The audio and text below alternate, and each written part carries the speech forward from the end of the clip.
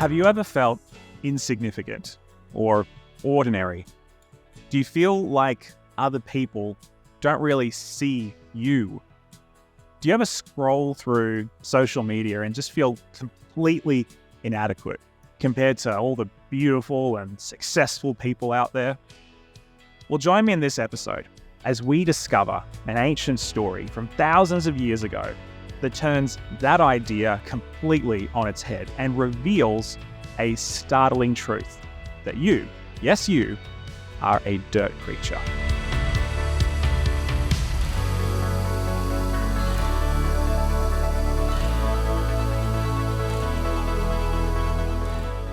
Imagine with me, if you will, that you are an ancient Babylonian living in the city of Babylon in the 6th century BC. And for you, life is pretty ordinary. You're a farmer, you're a landowner, just like your father and just like his father before him. And you occupy a fairly privileged position in Babylonian society because you're not a slave. You are a free citizen of Babylon. And just like the ancestors that came before you, you live in a multi-generational farming family. Every single day, you leave the safety of the city walls and venture out into the fields to work the land with all of your slaves and all of your servants and all of your family members. And if you're lucky, you'll be able to get a full work day in, undisturbed. If you're unlucky, maybe a raiding party of Persians or Elamites will come down from the mountains and you're going to have to leg it back to Babylon. Life can be unpredictable, but it doesn't bother you because you know that the gods are on your side. After all, you are living in the greatest empire the world has ever known up until this point. No one would ever think to challenge the might and the power of Babylon. Ishtar, Nabu, and Leal, these are your gods. But chief among the gods is Marduk. Marduk is the patron god of the city of Babylon. He is the storm god, the god of all the weathers, and he is also king of the gods and ruler over all creation. And as long as you give part of your earnings to the gods at their temples, and so long as you pay your taxes to the son of the gods, the king, all will go well for you and your family. You're secure in your place in society because you know the story that your people tell about who you are and why you're here. The story goes like this. Once upon a time, everything was chaos. The world was not as it is now. The world was only the dark, deep chaos waters. And ruling over these chaos waters were two deities, two gods named Abzu and Tiamat. Abzu and Tiamat were husband and wife, and they ruled over all creation, which was just mainly the chaos waters. But then one day, this couple of gods decided that they wanted to have children. And so that's what they did. And a whole bunch of other younger gods were birthed into the world. But over time, these gods, these younger gods, began to annoy the two parents. And so one day, Father Abzu decides that he is going to do the unthinkable. He is going to kill his children. Seems pretty brutal, but that's what he decides. And his wife, Tiamat, the sea dragon, is appalled at his decision. And she warns one of her children, a god named Enki. And Enki doesn't know what to do, but he thinks and he thinks and he thinks and decides eventually that the logical thing to do is to kill his father before his father can kill him and the rest of his brothers and sisters. And so that's what he does. He slays Abzu. And this act of patricide upsets his mother, the mother who warned him, and she decides that maybe Abzu was right. And so she decides she's going to kill her children anyway. And so Tiamat, the sea dragon, raises an army and wages war on her children, the young gods, out of her bitterness and her grief at the loss of her husband. She also convinces one of her children, one of the young gods, Kingu, to join her and betray his brothers and sisters. And it doesn't look very good for the young gods, because a war is fought, and soon all of the cosmos is fighting each other. And the young gods fight against the old god Tiamat, and their armies clash, and over again, the young gods come out as the losers. And so all seems lost. It seems that Tiamat is going to do what she set out to do. She is going to kill the young gods once and for all. And when all hope is lost, one of the young gods, a storm god, a weather god by the name of Marduk, raises his hand and he says, "You know what I'll do? I am going to ride out and I'm going to face my mother and I'm going to kill her on behalf of all of you. I know how to do it. I've got a plan." And all the other gods are excited and they say, yes, anything, do it. And Marduk says, hold on a second. There's one catch. I will do this, but in return, you will make me the king of the gods. And so, Marduk goes to battle, and he rides out, and he fires a great arrow at his mother, Tiamat, the sea dragon.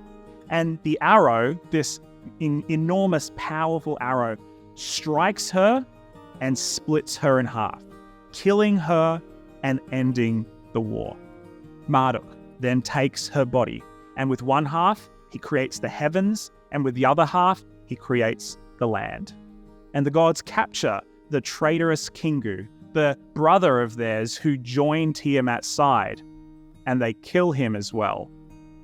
And as a final insult, they create a new race of being from the body of this dead god, the very first humans. This is the story the priests, the nobles, the king, your family have told you all of your life. This is the story that your father told you when you were young, and that you tell your children. This is the only story that you've ever known. There is no other alternative, no other version of events. As far as you and your people are concerned, this is the only story. Consider with me for a moment this story. What is it really saying about you, your world, and your place within it? The first thing that I can think of is that you are a slave. This story, at its most basic, tells you one thing, that you are a slave. That's what the holy texts say.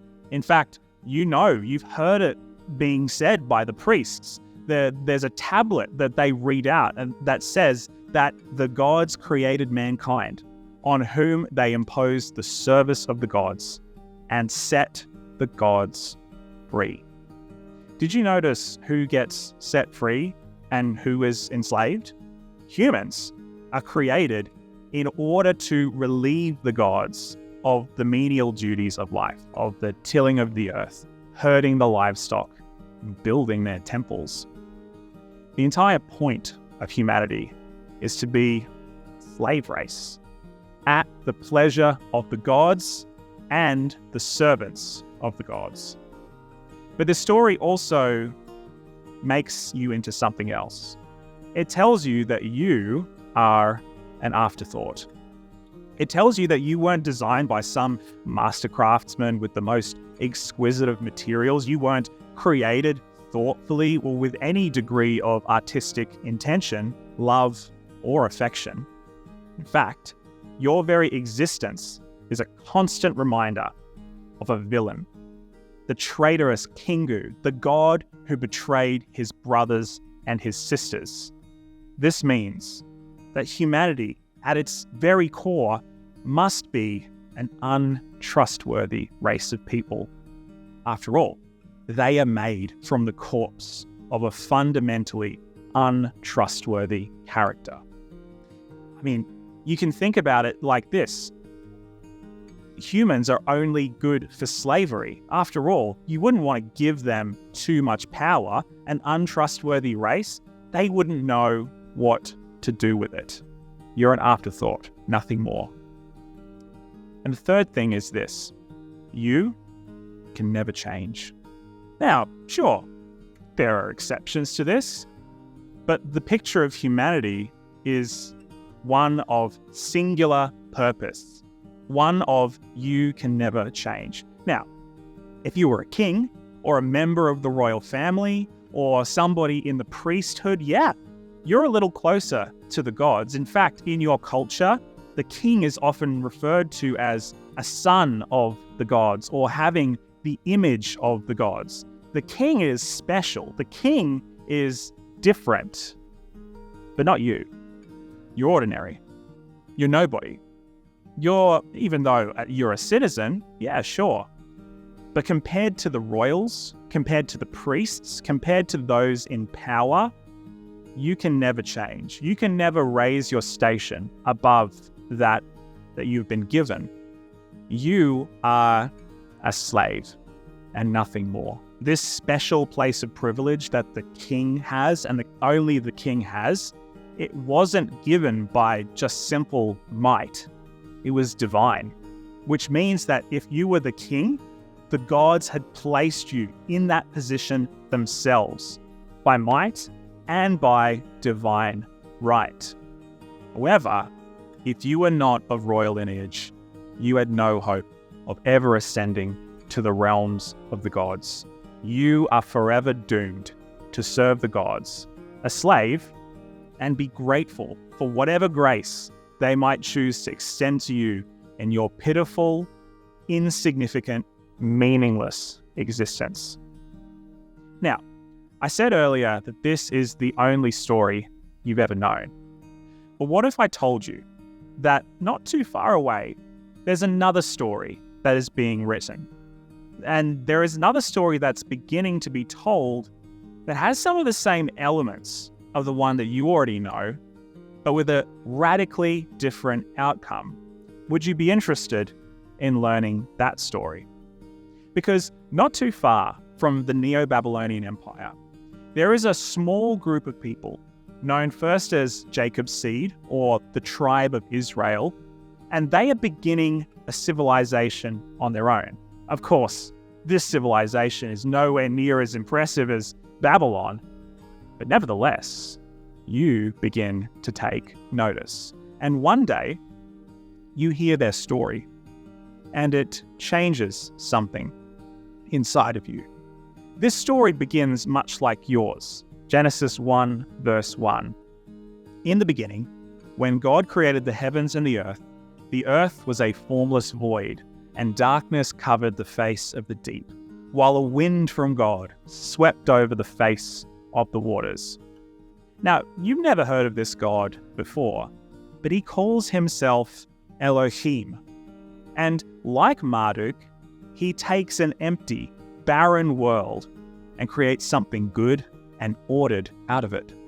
First, he separates light from dark, the waters from the land, and then he fills these spaces with living creatures, with plants, with animals. And at the very end, as his sort of final flourish over the act of creation, he decides to make one more living thing.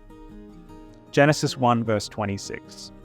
Then God said, "Let us make humankind in our image, according to our likeness, and let them have dominion over the fish of the sea, and over the birds of the air, and over the cattle, and over all the wild animals of the earth, and over every creeping thing that creeps upon the earth." Now, this word, humankind, what does it mean? Well, in the ancient Hebrew language, the word humankind is Adam. And even though we think of that as a man's name, Adam or Adam is actually a gender-neutral noun. So it just simply means humankind. And the funny thing about this word is it sounds a heck of a lot like another Hebrew word, Adamah, which means dirt, earth, or ground. Are you seeing where I'm going with this? This is the story that so subverts the existing story, that God creates an entire world out of the chaos waters, and as his final act of creation, he makes a race of dirt creatures that he calls Adam, or humankind. But unlike the fish in the sea, and the kangaroos, and the wolves, and the parakeets, and the trees and the hedges, and everything else in creation, he creates these people in his image. Everything else, he speaks and it is so. But these Adamah, these dirt creatures, are different, and different in a way that blows you, a Babylonian, away. Because the subversion in this story is not that humans are created as an afterthought or as a slave race, but they are wonderfully and beautifully made, crafted by the hands of an intentioned craftsman. The first thing that we should notice is the fact that these dirt creatures are not wholly unique or original designs. They're modeled after an image created to be like the creator Elohim himself. Furthermore, they are created for a specific purpose. They are created to rule. Think about this from the perspective of a Babylonian and from almost anybody living in the ancient Near East in Mesopotamia at the time. This wouldn't have just been difficult to understand. This idea itself goes against everything you've ever known. After all, in your tradition, the gods don't share power. They bicker among themselves, they wage war, and they kill each other to prove who's boss. They'd never think to share that power, let alone with lowly humans. Not only that, but this new story seems to suggest that you are made in the image of God himself, which is absurd because, after all, only the king is made in the image of God. Everybody knows it. Your father, your spouse, your children, your neighbors. You are a slave, born from the dead flesh of Kingu, the betrayer god, and you are not made in the divine image. Only the king gets to claim that privilege. Only he is worthy to be called a son of the gods. Only he is made in their image. Now think about this from an ancient Jewish perspective. As an ancient Jew, you are hyper-aware of the stories of your neighbors, who insist that humanity is nothing more than an afterthought. All of the ancient cultures around you all say the same thing because all of the cultures around you borrowed from each other to tell their stories about creation. But your story is different. Your story says that we are a race of dirt creatures, yes, but that Elohim didn't leave us in the dirt. Rather, he invited us to rule and to reign alongside him. Rather than hoarding his power and authority for himself, God actually wanted to share it with humanity and wanted us to govern his creation as his royal reflections. It's almost like we are kind of intended to be an image. That's what the psalmist in Psalm chapter 8 is talking about when he looks at the expanse of the universe and he declares beautifully, "When I look at your heavens, the work of your fingers, the moon and the stars that you have established, what are human beings that you are mindful of them? Mortals that you care for them. Yet you have made them a little lower than the divine beings and crowned them with glory and honor. You have given them dominion over the works of your hands. You have put all things under their feet, all sheep and oxen, and also the beasts of the field, the birds of the air, and the fish of the seas, whatever passes along the paths of the seas." I want you to just stop for a moment and think, this is Psalm chapter 8. This is going a little bit into the Bible. What is the psalmist talking about? He's talking about creation. And he's not just talking about creation. He's talking about your place and my place within creation. See, there's this fallacy, I suppose, that many people think that the first humans were nothing more than gardeners, caretakers. They were there just to take care of the animals and to plant trees and bushes and shrubs and flowers and all sorts of things.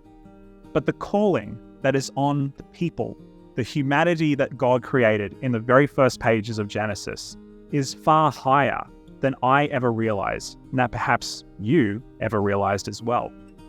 God didn't just create us to be caretakers of the land.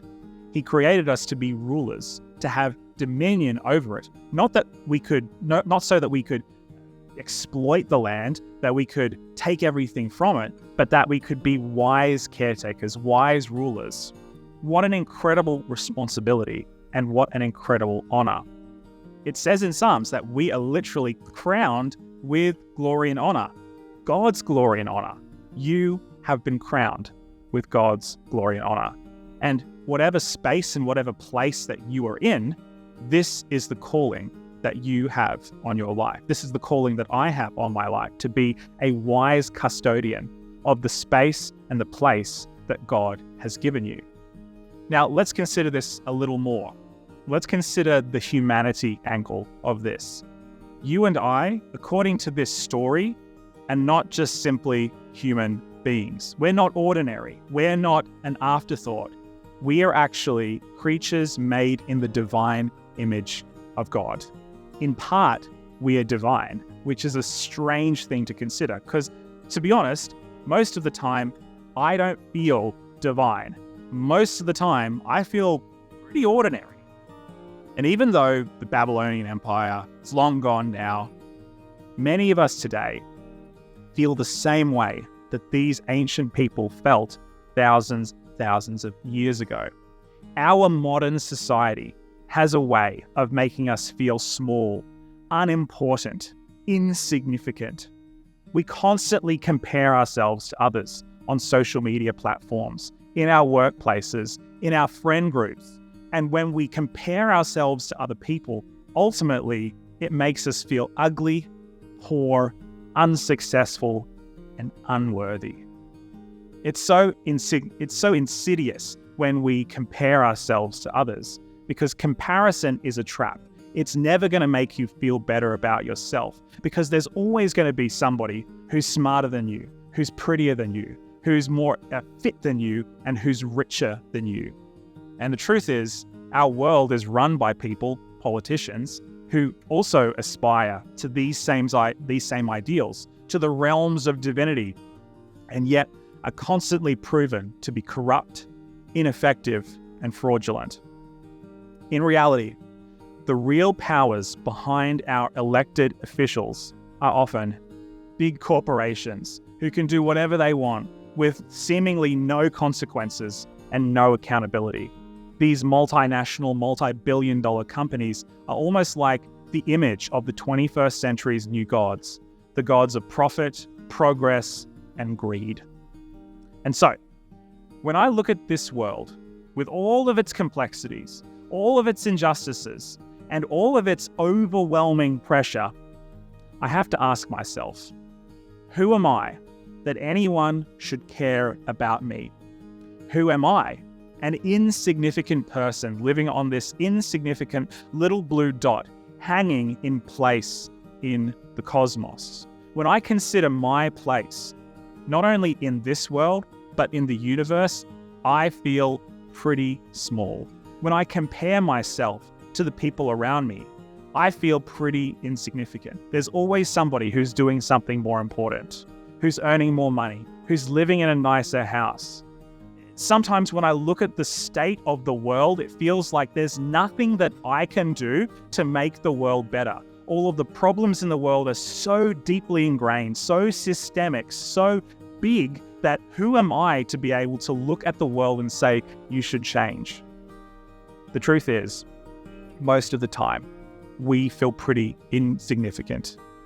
But in reality, we aren't. In fact, you and I, God says, are far from insignificant. God says that we are created in His divine image, the image of a God who cares for us, who crafted us from the dirt, and who calls each one of us by name. You don't have to allow the story of ancient Babylon, nor the story of this world to tell you who you are. You don't have to let the story that says you don't matter, you're not significant, you can never contribute, you can never be more than what you are right now, tell your story for you, because there's a better story. And this story starts with in the beginning. So, if you ever feel lonely, lost, or just insignificant in the wide world that you live in, remember this. There is a God out there who has not just heard of you, who has not just thought of you, who has not just looked toward you, but who loves you and who has crowned you with glory and honor. He has shared his glory, he has shared his honor with you. There's a God out there who gives you dominion over his creation. And despite the darkness, the suffering, and the pain we experience every day, still holds out his hand and says, I want to share my divinity with you, if only you'll reach out and start a relationship with me.